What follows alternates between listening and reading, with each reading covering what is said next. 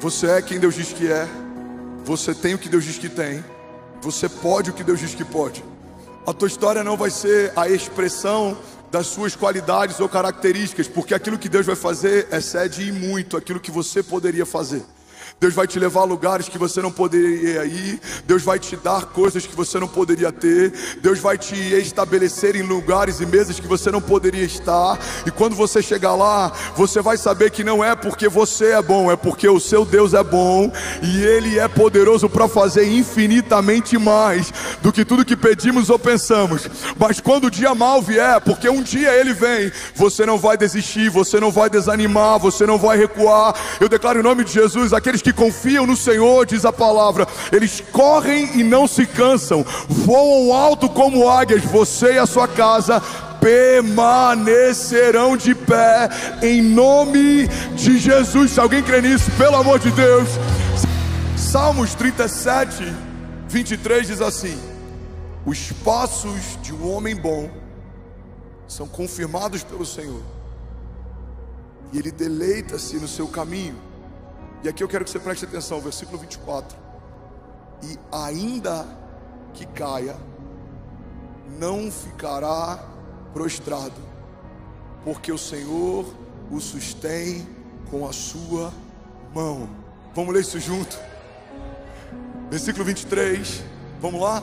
Salmos 37, 23, todos juntos. O Senhor firma os passos de um homem quando a conduta desse o agrada.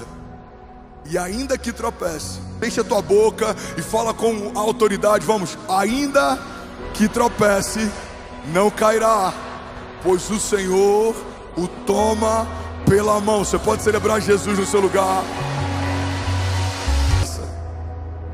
Se contrapõe à religião, como nos foi apresentada por muito tempo. Que a religião diz para você, você não pode cair. A graça diz, mesmo que caia, não ficará prostrado. A religião fala, você tem que se limpar e depois vir. A graça fala, você não consegue se limpar sozinho, então vem que eu limpo você. A religião vai falar, você precisa ser renovado e depois vir. A graça vai dizer, vinde a mim todos vós que estáis cansados e sobrecarregados, e eu vos aliviarei. Alguém comigo aqui nessa manhã? Pastor Márcio, ele fala que o santo não é aquele que nunca se suja, que é impossível a gente não ter dias maus. Mas o santo é aquele que sempre se lava, é aquele que sabe para quem recorrer, aquele que sabe para onde voltar.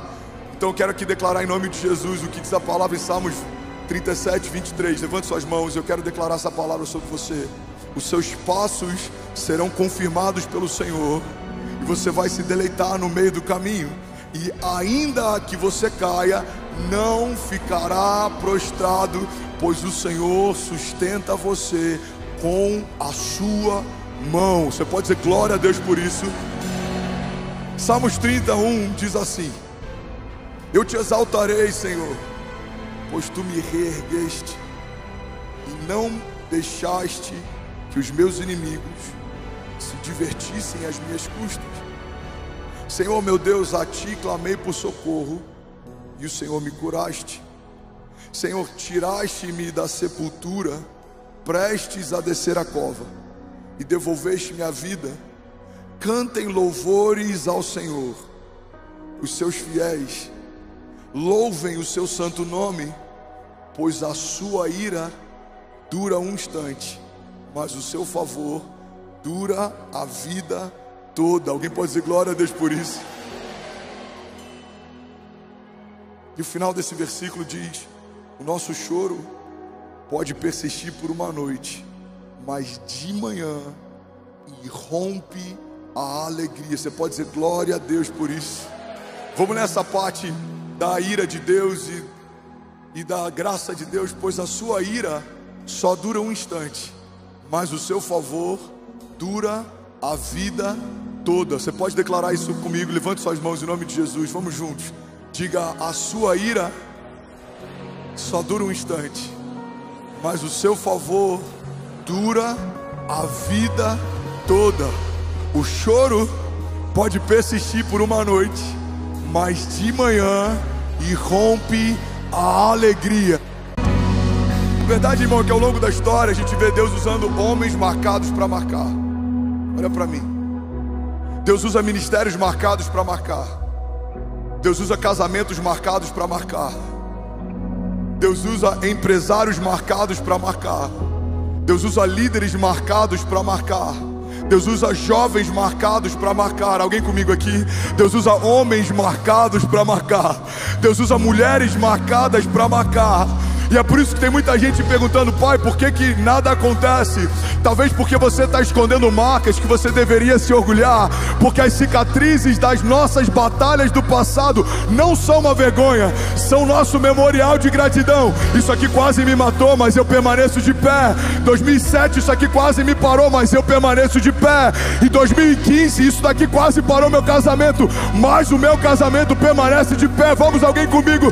Os inimigos se levantaram, me cercaram no dia mau, mas como diz a palavra: Senhor, eu te exalto, porque o Senhor me reergueste e não deixou que os meus inimigos se divertissem às minhas custas. Você pode celebrar Jesus no seu lugar. Eu declaro em nome de Jesus sobre você e sobre a tua casa: as áreas que foram feridas, talvez expostas, serão também as áreas que vão ser glorificadas por Deus com um bom testemunho. Deus não vai restituir o que foi roubado apenas, porque Deus não é um Deus de uma medida exata. Deus é um Deus de exagero, de transbordo. Quando Ele prepara uma mesa para nós na presença dos nossos inimigos, a palavra dele diz que o nosso cálice vai transbordar. Eu declaro em nome de Jesus uma medida superabundante, muitas vezes mais do que foi roubado de você. Se roubaram a tua alegria, você vai ser conhecido como uma das pessoas mais alegres de todos os lugares onde você está. Se roubaram as suas finanças, você vai ser conhecido como alguém que se tornou um canal de favor e graça financeira. Se roubaram talvez a honra da tua casa, talvez expuseram a nudez do teu casamento, algo aconteceu e quando você esperava cobertura, você viveu exposição. Eu declaro em nome de Jesus: Deus não só vai cobrir a sua vergonha, como Ele vai usar você e a sua casa como um canal de vida. Eu profetizo sobre cada casa, cada família, cada mão levantada, cada pessoa de pé. Jesus, nós declaramos: a glória da segunda casa certamente será maior do que a da primeira. Nós te agradecemos, porque no nosso dia mau o Senhor nos livrou, no meio dos nossos inimigos o Senhor nos poupou. Mas não só isso, os inimigos que tentaram nos atacar no dia mau serão colocados em retirada, virão contra nós por um caminho, mas por 7 caminhos eles fugirão.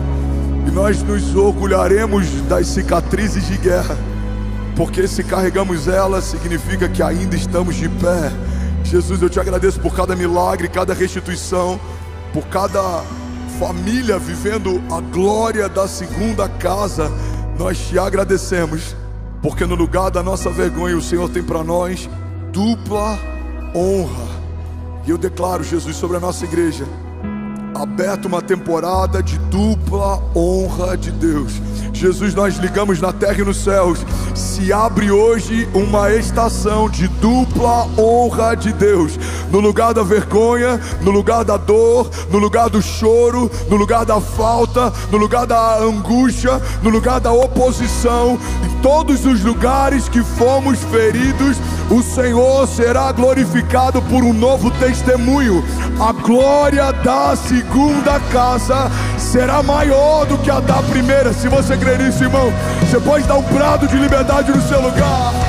Hebreus 11:34 diz: da fraqueza tiraram forças e tornaram-se poderosos na batalha, e puseram em fuga exércitos estrangeiros. Alguém pode dizer glória a Deus por isso?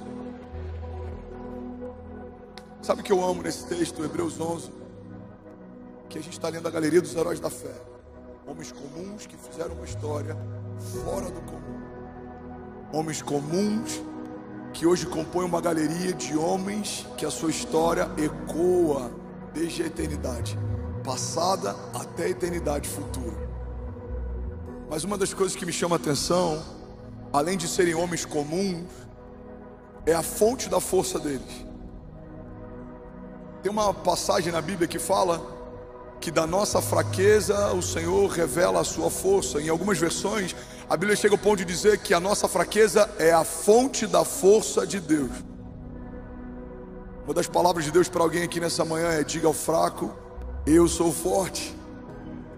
Sabe, talvez no seu dia mal você se encontrou fraco, mas é nesse lugar que opera a força de Deus.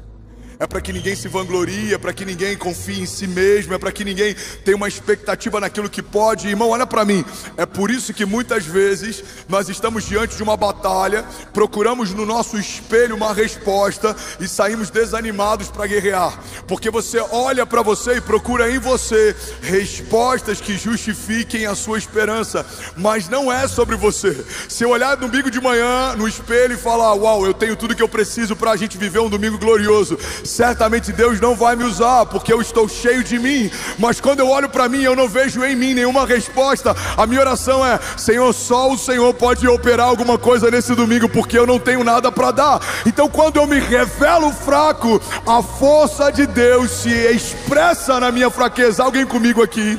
Levante suas mãos e declare comigo, diga: eu sei que para o tamanho dos meus gigantes, diga naturalmente, eu sou fraco, mas sobrenaturalmente Deus em mim me tornou forte. Maior é o que está em mim do que tudo que se levanta ao meu redor. Diga: eu sou guardado, protegido, ungido, selado, propriedade de Deus. Diga: eu sou filho de Deus, eu sou povo exclusivo de Deus, e eu e a minha casa romperemos em fé e viveremos ainda esse ano o maior romper da nossa história, em nome de Jesus. Você pode celebrar Jesus no seu lugar. Irmão, olha para mim, tempos de crise são o cenário perfeito para a igreja governar. Tempos de crise são uma má notícia para o mundo, são uma boa notícia para a igreja.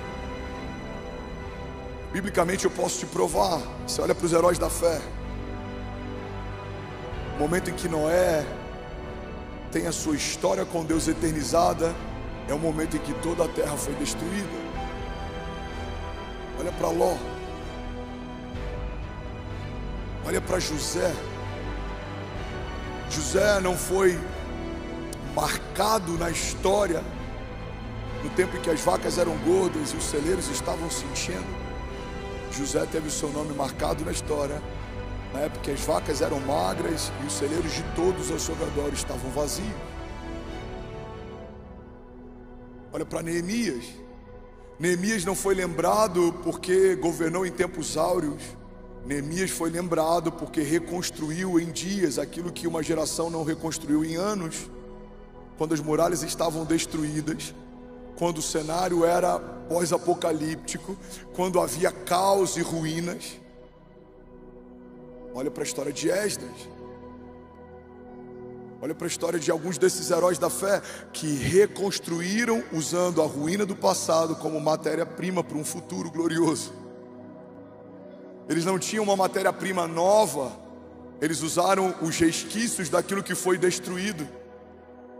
E essa é uma característica de quem caminha debaixo de resiliência. Aprendemos a usar o que temos para construir aquilo que nunca vimos. Alguns olham uma floresta, Noé vê uma arca. Alguns olham ruínas, Neemias vê as muralhas reconstruídas. Talvez alguns olhem a sua casa e veem só o caco, veem só os vestígios daquilo que um dia esteve de pé. Deus está olhando para a tua casa e Ele vê uma segunda casa reconstruída, mais gloriosa, poderosa e imponente do que a primeira. Vamos, alguém comigo aqui? Alguns olham para Paulo, perseguidor de igreja, testemunha do dia em que Estevão foi apedrejado, o primeiro mártir da igreja. Mas os céus olham para Paulo e veem aquele que vai ter as maiores revelações do Evangelho da Graça. Alguns olham para Pedro, negando Jesus 3 vezes, mas os céus olham para Pedro e sabem que depois da negativa vem a reconciliação e um apóstolo da nova aliança caminhando pelas ruas da cidade e os enfermos sendo curados pela sua sombra. Talvez alguns olham para você e ainda falam a respeito do teu passado, mas se tentarem te jogar no teu passado, você vai dizer com uma firme convicção: não me procure no meu passado, porque eu não estou mais lá. Deus está fazendo uma coisa nova. Vamos, alguém comigo aqui? Então, tempos de crise para a igreja de Jesus São tempos de oportunidade. É um momento em que ninguém tem uma palavra. Alguém se levanta com uma palavra de esperança e fala: assim diz o Senhor. É um momento em que ninguém tem semente. Alguém se levanta e fala: os nossos celeiros estão cheios, venham pegar. É um momento em que ninguém sabe para onde ir. Alguém se levanta no meio do deserto, como Moisés, e fala: aquele é o caminho, essa é a palavra, vamos. Moisés, o mar está à nossa frente, ele vai se abrir para a gente passar. Moisés, passamos do mar vermelho, mas agora não temos comida. A comida vai descer do céu. Mas e os calçados não se desgastarão? Mas e as roupas não se puirão? Mas e os inimigos serão vencidos? Por quê? Porque existe alguém que ouviu algo de Deus no momento de caos e está governando no meio de tribulações e desertos. Você poderia gerir a tua família em tempos de fartura, poderia permanecer alegre quando tudo vai bem, poderia manter a tua esperança viva quando tudo coopera, mas só um homem de Deus consegue permanecer resiliente quando portas se fecham, quando inimigos se ajuntam, como tempestades são geradas. Vamos, alguém comigo? Quando os ventos são fortes. É nesse cenário que são separados meninos de homens. Os meninos na fé são aqueles que acreditaram em algum momento que caminhar com Jesus significa ausência de tempestades, de inimigos, de gigantes. Mas os homens de Deus são aqueles que entenderam que caminhar por fé significa ausência de derrotas. Nós somos mais do que vencedores em Cristo Jesus, mas teremos batalhas, certamente veremos Deus vencendo cada uma delas. Alguém comigo aqui? Fala comigo. Tempos de crise são um cenário perfeito para a igreja de Jesus governar. Vamos, agora fale mais uma vez como quem crê nisso. Levante suas mãos e diga: tempos de crise. Não, pode ser melhor que isso. Você sabe, pode ser melhor. Levante suas mãos e profetiza sobre o teu futuro. Diga: tempos de crise são um cenário perfeito para a igreja de Jesus governar. Você pode celebrar Jesus no seu lugar. Rio Grande tem uma citação que para mim é a expressão da igreja. Ele diz assim: não tenho medo de um exército de leões liderados por uma ovelha, mas eu tenho medo de um exército de ovelhas liderados por um leão. Essa é a igreja, um exército de ovelhas liderados pelo leão da tribo de Judá. Essa citação é tão poderosa porque um exército de leões, por mais que sejam indomáveis, indomesticáveis, poderosos, se existe uma ovelha liderando, se moverão com temor, com medo, com covardia. Mas se são ovelhas, talvez frágeis, sem muitos mecanismos de defesa, mas são lideradas por um leão, se moverão com ousadia. Tem uma outra passagem que eu amo, já citei aqui algumas vezes. A Bíblia diz que os ímpios fogem sem que haja ninguém a persegui-los, mas os justos são ousados como um leão. Tem alguém aqui que é ousado como um leão para enfrentar as dificuldades? Vamos, levante suas mãos. O que é resiliência, pastor? Resiliência significa aprender a reinar sobre o caos. Resiliência significa se levantar independente de quantas vezes eu tenha caído. Resiliência significa não aceitar que o meu momento define o meu destino, entender que o que está acontecendo é passageiro, mas existe um destino que Deus preparou para mim. Resiliência significa não olhar para aquilo que os meus olhos naturais veem, mas olhar para aquilo que só pela fé eu posso enxergar. Resiliência significa crer no inacreditável, acreditar no impossível, se mover por fé. Resiliência fala a respeito de homens que são afrontados, perseguidos, às vezes até caluniados, mas não desistirão até que se cumpra uma palavra que Deus te deu. Uma das frases que a Kezinha usa, uma das chaves que Deus deu para ela, que eu mais amo, é que a fé prospera no desconforto. Fala para quem está do seu lado: a fé prospera no desconforto. A mal, ela brota como uma fonte de vida, e quanto mais te cercam, mais você tem encontrado em Deus força. Você recebe isso em nome de Jesus? Quantos recebe isso aqui em nome de Jesus? A tua fé vai prosperar no desconforto. Tem algo mais desconfortável do que estar diante de uma multidão de milhares de pessoas e não ter comida? existe fome, existe calor, existe sede. Mas a fé dos discípulos prosperou quando viram 5 pães e 2 peixinhos alimentando milhares de uma multidão. Tem algo mais desconfortável naquela época do que não ter o dinheiro para pagar um imposto ao Império Romano? Jesus e Pedro precisavam pagar. Alguns teólogos acreditam que o fato de só os dois precisarem pagar é porque todos os outros discípulos não tinham uma idade ainda em que eles eram exigidos de pagar esse imposto, eram jovens demais. Mas Jesus e Pedro precisam pagar. Mas é no meio desse desconforto que da boca de um peixe sai uma moeda de ouro. Tem algo mais desconfortável do que você olhar para trás e ver Faraó e todos os carros de guerra e todos os exércitos vindo contra você enfurecidos? Mas é nesse dia que eles veem o mar se abrir ao toque de um cajado debaixo de uma palavra. Tem algo mais desconfortável do que toda geração de crianças sendo assassinadas enquanto ainda bebês, e você tendo um bebê no colo querendo preservá-lo? Mas foi nesse dia e por conta desse desconforto que Moisés foi colocado num cesto, e aquele rio levou ele até os braços da filha de Faraó. Ele foi tomado nos braços como um escravo fugitivo, mas quando é devolvido à mãe, agora ele é um príncipe. Irmão, tem algo mais desconfortável do que um tempo de crise em que ninguém tem comida para comer? Mas foi nesse cenário que José foi estabelecido como governador do Egito. Olha para mim, recebe isso em nome de Jesus. Os cenários de desconforto são um cenário perfeito para Deus operar através dos seus improváveis. Quando ninguém tem, ninguém sabe, ninguém pode, a igreja de Jesus se levanta porque Ele tem, Ele sabe, Ele pode. E eu posso todas as coisas naquele que me fortalece. A Bíblia diz que tudo é possível ao que crê. Alguém recebe isso? Diga amém. Philip Yancey diz que o relacionamento com Deus não garante o livramento sobrenatural das dificuldades, mas o uso sobrenatural de todas elas. Vou falar isso de novo. O relacionamento com Deus não é uma garantia de livramento sobrenatural de todas as dificuldades, mas é uma garantia do uso sobrenatural de todas elas.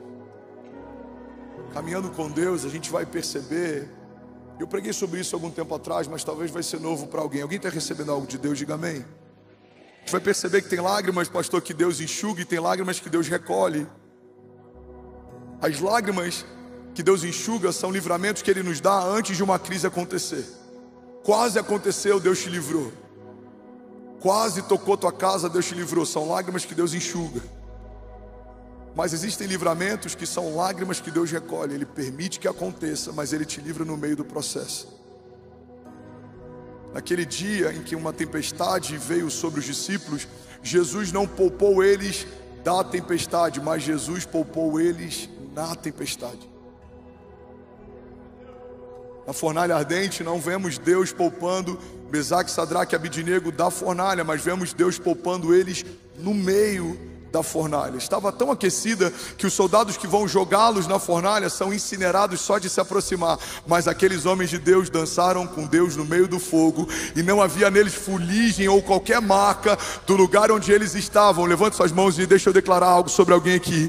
Tem momentos que Deus vai te livrar e algumas tempestades nem vão se levantar, gigantes nem vão surgir, fornalhas nem vão se aquecer, inimigos nem vão te cercar, mas em algum momento, se alguma dessas coisas vier sobre você, você vai ter uma plena convicção: o Senhor vai me livrar no meio do meu dia mal. Os inimigos serão testemunho, as fornalhas ardentes serão um lugar onde eu vou dançar com Deus no meio do fogo. Aquilo que se levanta não vai me matar, não, pelo contrário, veio para levantar, edificar e ativar um novo nível de fé. Eu declaro em nome de Jesus uma igreja resiliente, que não se dobra, que não recua, que não desanima, que não desiste. Você não vai parar, você não vai desanimar. Eu declaro em nome de Jesus, você e sua casa estabelecidos em Deus, firmados numa rocha inabalável. A palavra de Deus diz que aqueles que confiam no Senhor são como os montes de Sião, que não se podem abalar.